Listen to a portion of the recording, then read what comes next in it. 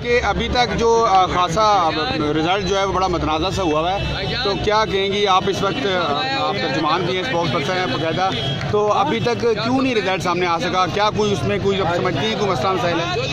बिस्मिल्लाहिर्रहमानिर्रहीम। अभी तो मैं इस रिज़ल्ट पे NA60 पे तो कुछ नहीं कहूँगी, क्योंकि अभी रिज़ल्ट जो है वो कंपाइल हो रहा है और मैं समझती हूँ अभी कबल अज़ वक्त कुछ भी कहना मुनासिब नहीं है। लेकिन अल्लाह ताला के फजल व करम से पाकिस्तान मुस्लिम लीग जो कामयाबी पूरे पाकिस्तान में हुई है, उसमें मैं तमाम लोगों का शुक्रिया अदा करना चाहती हूँ कि उन्होंने कायद मोहम्मद नवाज शरीफ और शहबाज शरीफ साहब की क़यादत पर एतमाद किया है।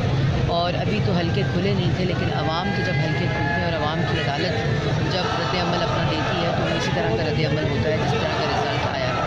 और इसमें पाकिस्तान मुस्लिम लीग को बहुत कामयाबी हुई है और इंशाअल्लाह ये जो अब NA60 का रिज़ल्ट का हम इंतज़ार कर रहे हैं, अल्लाह इसकी कामयाबी अता फरमाए ताकि हम ये खुशखबरी लेकर घर जाएँ। क्या समझती हैं क्यों इतना ज़्यादा डिले है? इतना टाइम तो नहीं लगता? लेकिन इसमें कुछ इलेक्शन कमीशन की वेबसाइट का मसला हुआ थोड़ी देर के लिए, फिर RTS का थोड़ी देर के लिए मसला हुआ, लेकिन अब रिज़ल्ट आने शुरू हो गए हैं और कंपाइल हो रहे हैं। मेरे ख्याल में 10 मिनट और लगेंगे रिज़ल्ट।